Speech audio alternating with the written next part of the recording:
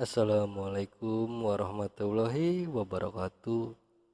Kembali lagi bersama kreator amatir di sini. Kali ini saya akan membacakan sebuah cerita dari teman saya.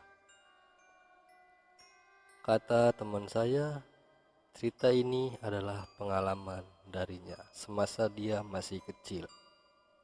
Sebelum kita lanjut ke ceritanya, alangkah baiknya kalau kita berdoa terlebih dahulu. Kita berdoa menurut kepercayaan masing-masing. Berdoa, kita mulai.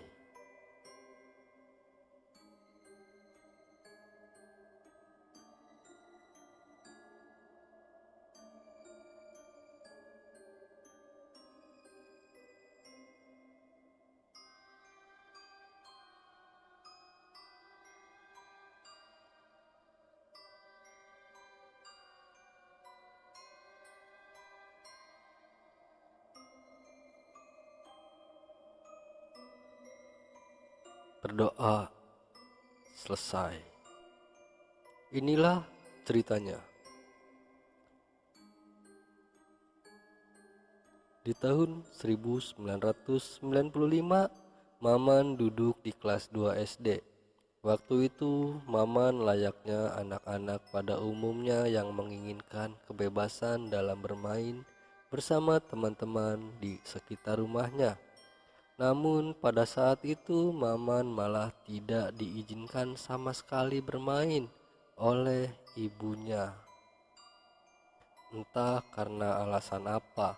Yang jelas pada saat itu Maman tidaklah membantah perkataan orang tuanya. Mungkin karena takut atau bagaimana.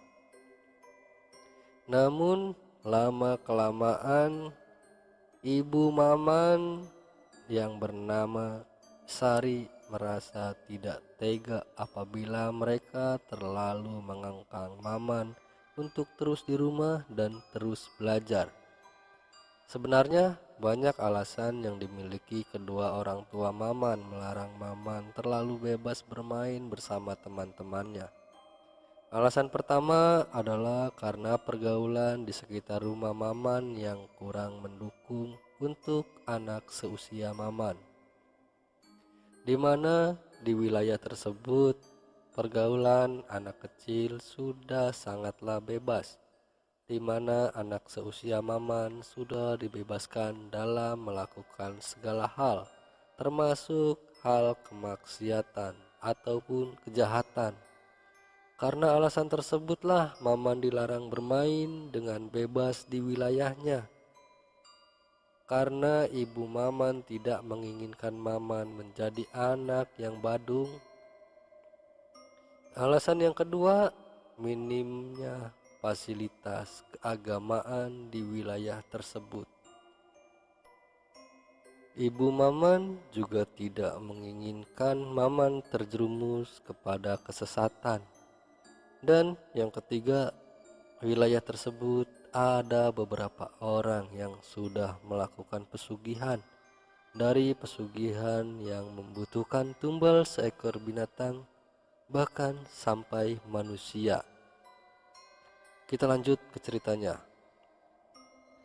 Pada saat itu, sepulangnya Maman dari sekolah, Maman hendak bermain bersama teman-teman di sekitar rumahnya. Namun saat Ibu Sari mengetahui Maman hendak bermain, lantas Ibu Sari pun melarang dengan cara halus dan menyuruh Maman belajar dan mengerjakan PR. Dan sore harinya Maman tak pernah lupa untuk mengaji, walaupun harus mengaji di RT sebelah, karena di RT tempat tinggal Maman tidak ada tempat mengaji atau majelis taklim. Walaupun Maman sempat membantah, tapi Maman juga menuruti perintah ibunya itu. Karena Maman adalah anak baik dan terdidik, jadi apapun yang dikatakan ibunya pasti Maman turuti. Walaupun terkadang Maman suka mencuri-curi waktu untuk bermain bersama teman-temannya tanpa sepengetahuan ibunya. Namun itu juga tidaklah lama. Hari berganti hari, minggu berganti minggu, bulan pun berganti bulan, dan tahun telah berganti tahun. Kini beranjaklah Maman semakin besar. Di saat itulah Maman sudah tidak terlalu dikekang lagi oleh ibunya. Dengan harapan Maman bisa menjaga diri dan melindungi diri dengan sedikit pelajaran agama yang dia telah pelajari di majelis. Maman pun kini bisa bermain dengan teman-temannya. Man, mulai sekarang Mama atau ibu tidak akan terlalu melarang kamu untuk bermain. Tapi ibu pesan sama kamu ya, kata Ibu Sari. Apa itu Bu? Tanya Maman. Kamu harus bisa menjaga diri agar kamu tidak terjerumus ke dalam pergaulan di sekitar sini. Kamu tahu sendiri kan pergaulan di sini seperti apa? Tanya Sari. Iya Bu, Maman ngerti kok, jawab Maman singkat. Lalu Maman pun berlalu, tapi tidak untuk main, melainkan mengerjakan pekerjaan rumah. Loh, kok malah masuk ke dalam rumah, Man? Tanya Ibu Sari. Iya, Mah, Maman mau mengerjakan pekerjaan rumah dulu. Habis mengerjakan pekerjaan rumah, nanti Maman mau main ya di depan rumah, jawab Maman. Ya udah, tapi jangan lupa makan ya. Ibu mau ke warung dulu, kata Ibu Sari. Iya Bu, jawab Maman sembari masuk ke dalam kamar. Lalu Maman pun masuk ke dalam kamar dan mengeluarkan beberapa buku. Lalu Maman pun mulai mengerjakan pekerjaan rumahnya. Selesai mengerjakan pekerjaan rumah, Maman pun makan dan kemudian Maman pun mulai bermain dengan temannya di depan rumah Maman. Tak lama Ibu Sari pun pulang dari warung dan melihat Maman sedang bermain di depan rumahnya. Ibu Sari pun terlihat sedikit tenang. Syukurlah Maman hanya bermain di depan rumah, ucap Ibu Sari. Man, sudah makan belum? Tanya Ibu Sari. Sudah Bu, tadi setelah ngerjain PR, jawab Maman. Ya sudah, mainnya jangan jauh-jauh ya, ucap Ibu Sari. Maman pun mengangguk. Lalu Ibu Sari pun masuk ke dalam rumah. Tidak lama Maman pun masuk rumah dan mandi bersiap untuk berangkat mengaji. Karena dari kecil sudah biasa seperti itu, maka sekarang pun Maman sudah terbiasa dan tahu waktu di mana dia harus bermain, di mana dia harus belajar, dan di mana dia harus beribadah. Namun semua itu hanyalah awal dari perjalanan Maman. Semakin dia beranjak dewasa, semakin berubahlah pergaulan Maman. Yang awalnya boleh dibilang alim, kini berubah menjadi sosok yang brutal. Karena pergaulan di wilayahnya tersebutlah yang membuat Maman menjadi anak yang sangat brutal. Singkat cerita, di saat Maman menginjak kelas 1 sekolah menengah pertama, kini perjalanan Maman pun dimulai. Waktu itu Maman bertemu dengan teman baru, yaitu Yuda. Yuda ini terlahir dari keluarga yang boleh dibilang cukup dari segala hal. mau dari kehidupannya ataupun yang lainnya. Namun, pergaulan Yuda sangatlah bebas karena Yuda tak sedikit pun dilarang oleh kedua orang tuanya. Dan pada akhirnya Maman pun bergaul dengan Yuda yang pergaulannya sangat bebas, dari mulai minum alkohol sampai hal yang dilarang oleh agama. Namun tidak dengan Maman. Maman hanya mengikuti pergaulan Yuda saja, tidak sampai mencoba barang haram tersebut. Lambat laun mereka pun selalu menghabiskan waktu bersama, dari mulai sekolah bahkan sampai nongkrong pun bersama. Boleh dibilang kini mereka pun menjadi seorang sahabat. Namun persahabatan mereka tak bertahan lama dikala munculnya orang yang ingin merenggut kebahagiaan Yuda. Tommy namanya, teman masa kecil Maman yang sempat pindah rumah ke kampung halamannya di Jawa. Awalnya Tommy bisa saja bergaul dengan mereka. Namun sekembalinya Tommy, Maman merasa ada yang berbeda dari Tommy. Tommy yang dulu tidak pernah berkomentar, namun kini Tommy lebih sering berkomentar akan perbuatan Maman yang mulai terbawa pengaruh Yuda. Padahal waktu masa kecil Maman dan Tommy lah yang selalu mengajak Maman ke jalan yang nakal. Namun kini Tommy berubah. Makanya Maman lebih nyaman bersama Yuda. Mungkin karena pergaulannya yang sejalan dan juga tak pernah ada larangan dari satu sama lain. Akhirnya terjadilah konflik antara Maman dan juga Tommy. Mereka cekcok satu sama lain, namun di sini Yuda tak ikut campur karena menurut Yuda tak ada gunanya ikut campur. Maka dari itu Yuda memilih untuk diam dan berlalu pulang. Kita fokus ke Yuda. Setelah kejadian itu, Yuda pun pulang ke rumahnya. Di situ bapaknya tampak heran melihat Yuda pulang dengan keadaan lesu seperti itu. Kita sebut saja ayahnya Yuda, Pak Imin. "Kamu kenapa, Yud?" tanya Pak Imin. "Gak apa-apa, Pak," jawab Yuda. "Bapak gak yakin kalau kamu gak apa-apa, Yud," jelas Pak Imin.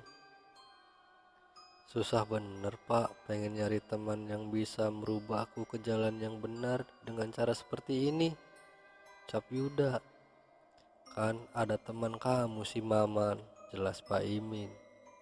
"Itu dia, Pak, baru saja aku mau minta saran sama Maman, malah ada yang memecahkan pertemanan kita," jawab Yuda.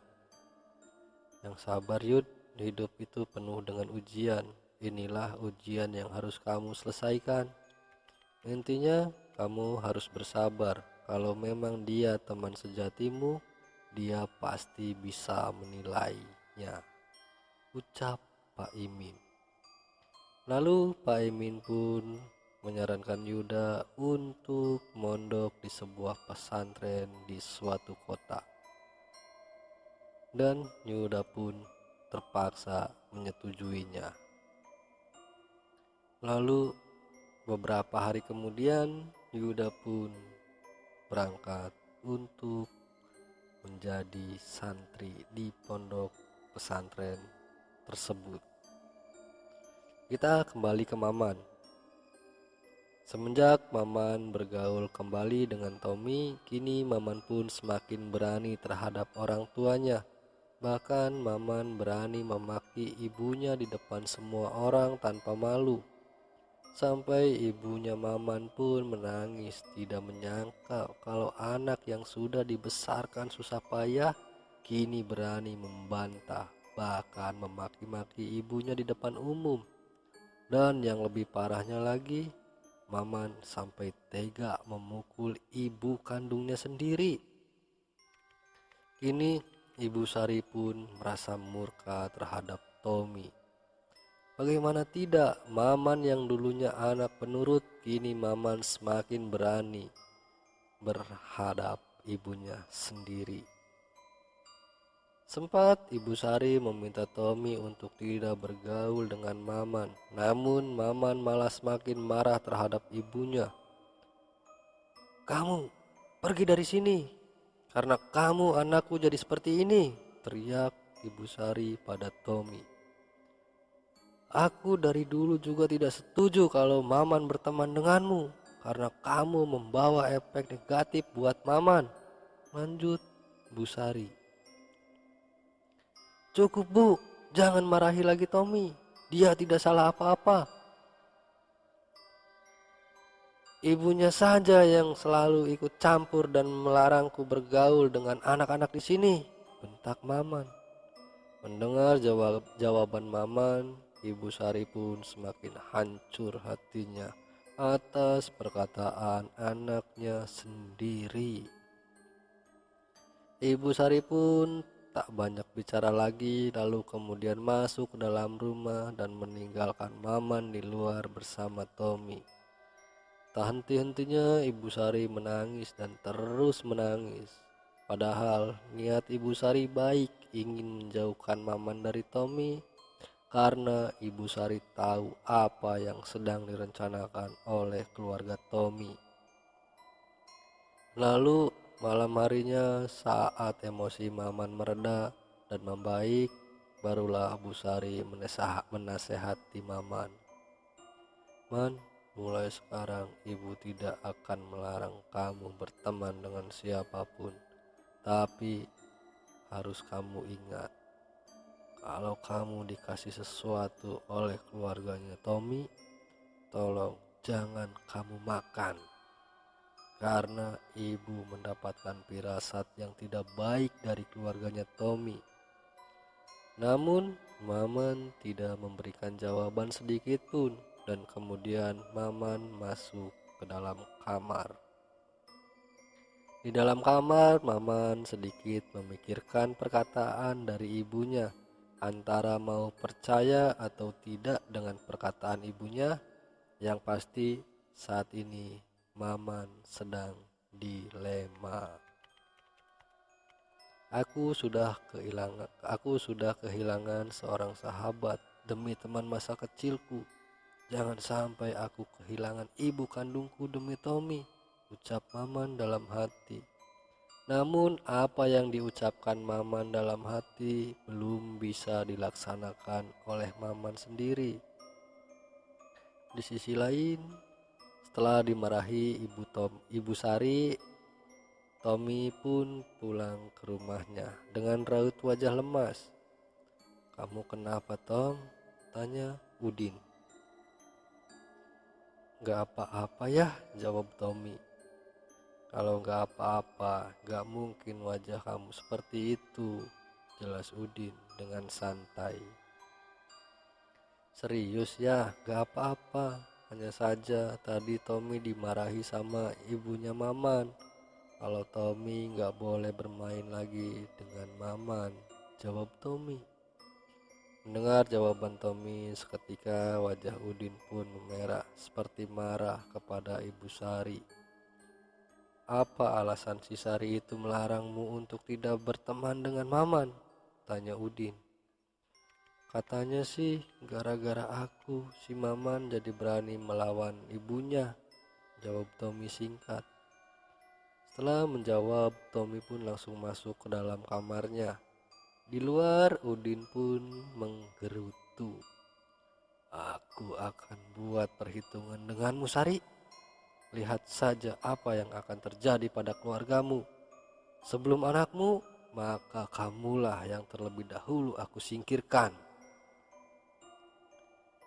Singkat cerita, selang beberapa bulan setelah Sari memarahi Tommy, Udin menyuruh seseorang untuk mengantarkan sesuatu ke rumah Sari. Namun di rumah Sari tidak ada seorang pun saat itu. Namun bungkusan itu disimpan di sebuah kursi di luar rumah. Setelah Sari datang, Sari merasa kaget menemukan bungkusan itu dan membawanya masuk ke dalam rumah. Setelah dibuka, ternyata bungkusan itu berisikan makanan. Sari kira itu makanan yang dibawa oleh Maman yang sedang membantu tetangganya merenovasi rumah. Namun setelah Maman pulang dan ditanyakan oleh Sari, Maman tidak merasa membawa makanan itu. Lalu siapa yang mengantarkan makanan ini? Tanya Ibu Sari. Maman menggelengkan kepalanya. Ya sudahlah, ini untuk makan nanti sore, kata Ibu Sari. Dan sore hari pun telah tiba. Ketika Sari memakan makanan itu, lalu berselang beberapa menit setelah Ibu Sari memakannya, lalu Ibu Sari mengerang kesakitan dan tubuhnya kejang dengan mata melotot. Seketika Maman pun kaget dan memeluk ibunya. "Bu, kenapa Bu?" tanya Maman sembari menangis. Namun Ibu Sari masih terus mengerang kesakitan.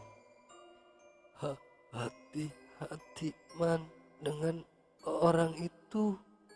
Dia bisa melakukan apa saja demi kekayaannya dan keinginannya. Mungkin ibu tidak punya banyak waktu lagi, Nak.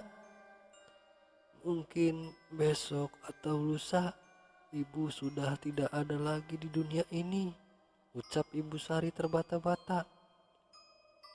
Di sini Maman mulai menyesali apa yang sudah diperbuatnya.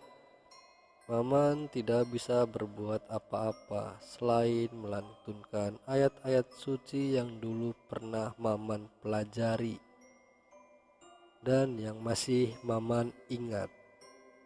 Sebisa mungkin Maman terus berusaha khusyuk melantunkan ayat-ayat suci dengan harapan ada titik terang untuk menyembuhkan ibunya. Di saat itu juga ada seorang tetangganya yang mendengar teriakan Maman dan menghampiri rumah Maman. "Man, Man!" teriak tetangganya. Lalu Maman keluar rumah. "Iya Bu, ada apa?" jawab Maman. "Kamu gak kenapa-napa kan Man?" tanya tetangga itu. "Tadi kami dengar kamu menjerit menyebut ibumu," sambung tetangga yang lain. "Maman gak apa-apa Bu, tapi ibu Bu," jawab Maman sembari menangis. "Kenapa ibumu Man?" tanya tetangga itu. "Gak tahu Bu, tiba-tiba ibu mengerang kesakitan setelah makan," jawab Maman. "Emang makan apa Man?" tanya salah satu bapak-bapak. "Makan nasi timbel Pak, tapi Maman juga nggak tahu nasi timbel itu dapat dari mana. Kata ibu sih, tadi ibu nemu makanan di kursi ini Pak. Ibu ibu kata ibu kira aku yang membawa makanan dan disimpan di situ. Padahal kan aku pulang dari rumah Pak Surip juga nggak bawa apa-apa. Dan gak ada juga yang nganter makanan ke rumah," jawab Maman. "Ini ada yang gak beres," jawab salah satu bapak-bapak. Ya sudah, nanti aku panggil mantri yang ada di RT sebelah," ucap Ibu Suriah. "Jangan Bu, Maman gak punya uang Bu," jawab Maman. "Sudah, kamu jangan khawatir masalah uang. Bisa pakai dulu uang kami. Yang penting ibumu harus sembuh dulu," jelas Ibu Suriah. Lalu Maman pun mengajak para tetangga untuk melihat kondisi ibunya. Maman dan yang lain sangat terkejut ketika melihat kondisi ibunya. Baru beberapa menit saja tubuh ibu sudah kecil atau sudah mengecil. Ini bukan penyakit medis, Man. Ini mungkin ada seseorang yang berniat menumbalkan ibumu demi kekayaan semata, jawab Bapak Sukri. Lalu siapa yang tega melakukan ini semua kepada ibu, Pak? Jawab Maman. Bapak juga belum tahu siapa yang tega melakukan semua ini. Yang jelas, kamu harus banyak berdoa dan jangan pernah menjauhi ibumu, jawab Pak Sukri. Ya sudah, kita mengaji di samping ibumu, Man. Bapak temani, ucap Pak Sukri. Maman pun mengangguk dan kembali melantunkan ayat-ayat suci Al-Quran yang dihafalnya dan tujuannya untuk mendoakan ibunya. Lalu kemudian bersambung. Kita lanjut di part berikutnya. Untuk teman-teman semua, mohon maaf apabila ada kata-kata yang susah untuk dimengerti atau cara baca yang agak belepotan. Saya mohon maaf. Dan bagi teman-teman semua yang suka dengan ceritanya, silakan tinggalkan jejaknya dengan cara klik subscribe, like, komen, dan juga share ke media sosial teman-teman semua untuk membantu mengembangkan channel ini. Dan jangan lupa nyalakan juga loncengnya untuk mendapatkan update terbaru dari channel ini. Sekali lagi saya ucapkan terima kasih untuk teman-teman semua dan wabillahi taufiq wal hidayah. Wassalamualaikum warahmatullahi wabarakatuh.